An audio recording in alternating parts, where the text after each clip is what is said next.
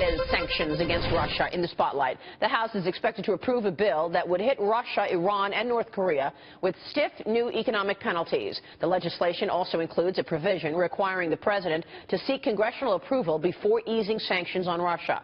White House Press Secretary Sarah Huckabee Sanders hinted last night that the president has not yet decided whether he will sign that bill. Joining me right now is Fox News military analyst General Jack Keane. General, it's always a pleasure to see you. Thanks for joining us. Good to be here, Maria. Your thoughts on this bill this morning?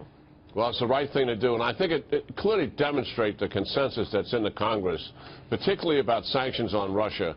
Obviously, in this bill is also North Korea and Iran. But this most recent legislation is really motivated by Russia's meddling in our elections and the fact that our intelligence agencies report unequivocally that that is a fact. And clearly, the sense of the Congress is that Russia has to be held accountable for this.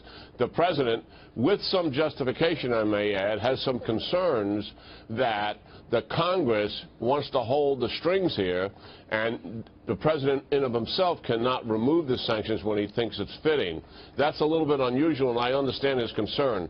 But I think the reality is that the sense of the Congress is so strong that the president will not veto this bill. Yeah, I mean, it would basically create a lot of controversy if he were not to sign this, right? Oh, yeah, absolutely. Politically, I think there's some liability there for him.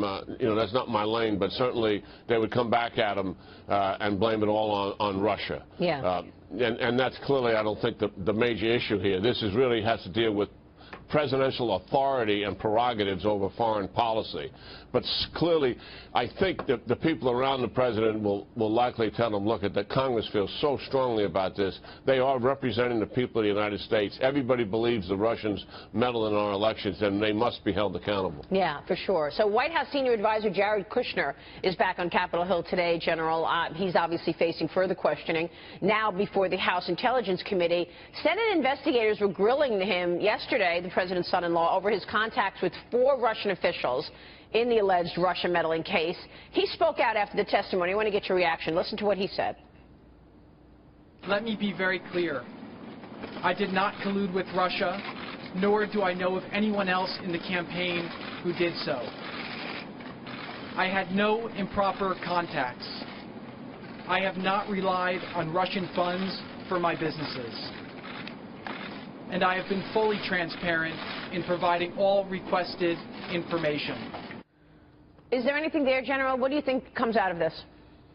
Well, first of all, credit the president for permitting a senior advisor of his to go before the Congress and provide testimony, something his predecessor, Barack Obama, would never do. When the Congress requested Ben Rose and others to come talk to them about the nuclear deal and some of the issues that were surrounding it. But secondly, it just begs the question, why didn't he do this before? I mean, this is 4 months after all of these charges, and you can see that they lack credibility here. Remember, the issue is that the Trump campaign colluded with Russia to impact on the election.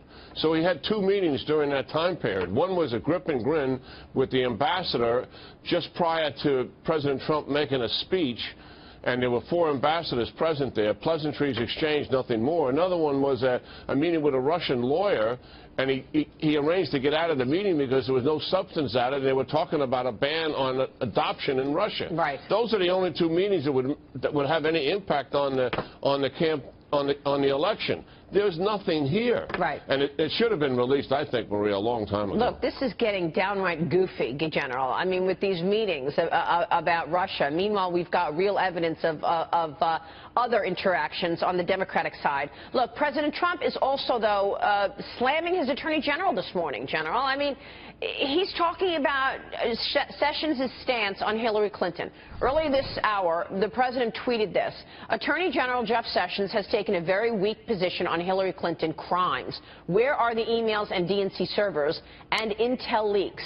Eric Trump's wife, Lara, also hit Clinton yesterday while pointing to the transparency from both Kushner and Donald Trump Jr. In the Russia investigation. Here's what she said, the wife of Eric Trump. Listen to this, General. Transparency is very important to us, and so I really commend both of them for the fact that nobody used BleachBit, nobody deleted emails, nobody destroyed, cell phones with hammers. We're being very upfront with this because we want the world